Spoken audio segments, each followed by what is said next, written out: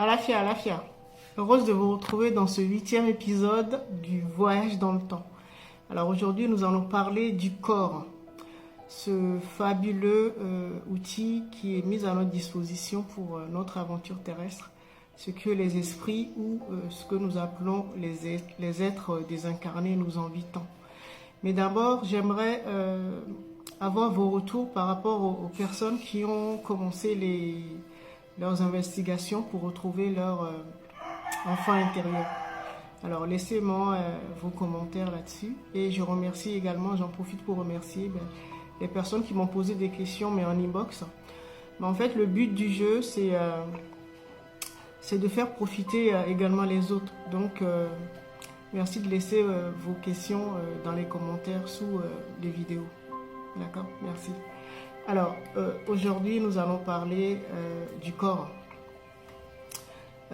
Dans les précédents épisodes, nous avons déjà parlé de l'âme, de l'esprit, et je vous disais que nous étions des êtres tripartis, donc 3 parties. On a déjà vu les 2 autres, donc aujourd'hui on va un peu parler du corps. Tout simplement parce qu'à la fin de la semaine, donc au 14e épisode, je vais vous apprendre à rencontrer, si vous le souhaitez, physiquement, vos chakras. D'accord? Alors, le corps, qu'est-ce que c'est? C'est ce qu'on pourra dire notre avatar, le véhicule qui nous permet de faire ce voyage fabuleux de notre conscience. Et donc, c'est comme si vous décidez, vous habitez par exemple au Sénégal, et vous décidez d'aller visiter la Bolivie. Et donc, arrivé à l'aéroport, vous louez une voiture. Et donc, à la fin de votre séjour, vous le rendez. Le corps, c'est exactement ça. Ça vous permet de voyager ou de faire le tour de notre réalité, c'est-à-dire la Terre. Et de pouvoir tout expérimenter donc avec vos sens.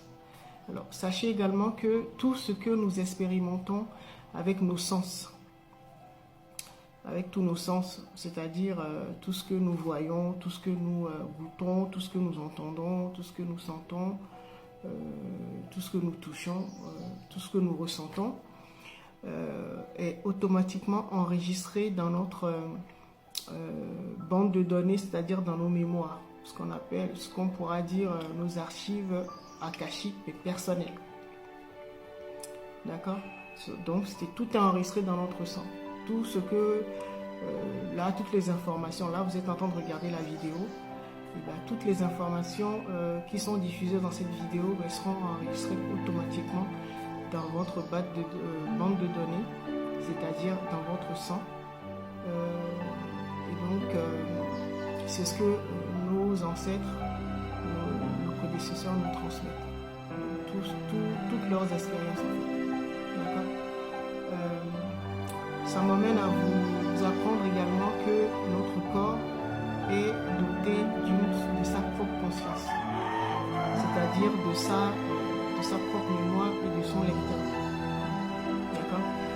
Et ça veut dire que vous pouvez décider, et la plupart des gens le sont déjà automatiquement, c'est la conscience de votre corps en fait qui pilote votre vie actuellement. Tant que vous n'avez pas renoué avec votre double quantique, votre esprit, et c'est la conscience du corps, c'est-à-dire ce qu'on appelle le mental.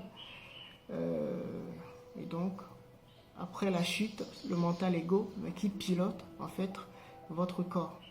Tout simplement parce que votre corps enregistre tout comme il enregistre tout. Et donc, il a sa bande il a également ses informations, ses archives.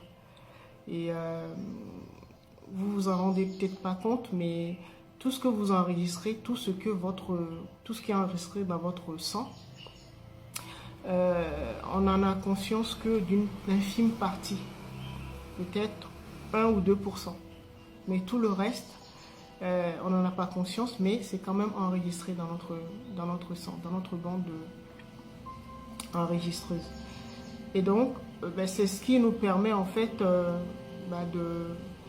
faire des choses Par exemple, quand nous avions appris ce qu'on appelle le subconscient, quand nous avions appris à marcher dans la petite enfance, eh ben, nous le faisons de manière automatique. Mais parce que c'est déjà ancré en nous, c'est déjà enregistré. Donc tous les matins, on ne se demande pas s'il faut poser le pied gauche devant et ensuite le pied droit. On le fait machinalement.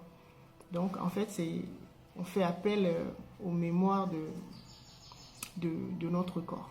D'accord?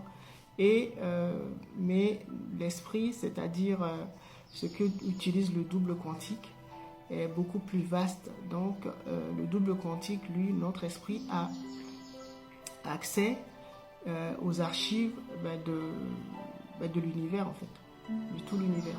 Donc vous voyez que le corps est un peu plus limité. C'est pour ça que je vous disais la dernière fois que le mental ego est limité au passé.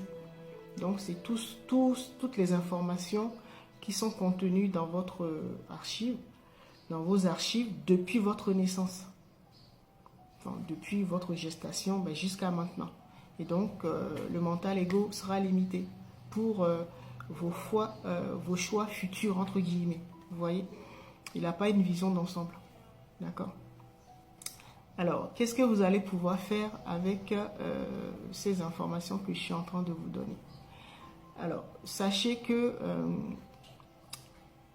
avec la petite parcelle d'informations contenues dans vos archives, dans les archives de votre corps, c'est-à-dire votre expérience terrestre, là, votre vie actuelle, déjà vous permet de faire plein de choses. Des choses grandioses déjà, mais vous n'en avez pas conscience.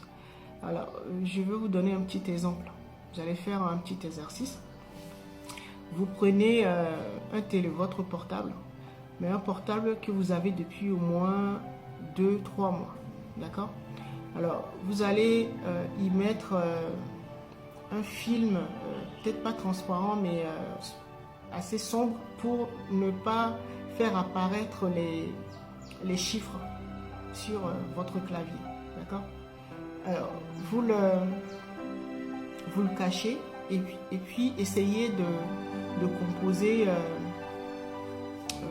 votre propre numéro de téléphone. Vous allez vous rendre compte que votre corps a enregistré toutes les touches. Ça veut dire que la mémoire de votre corps sait où se trouve la touche 7, la touche 5, la touche 3 et ainsi de suite.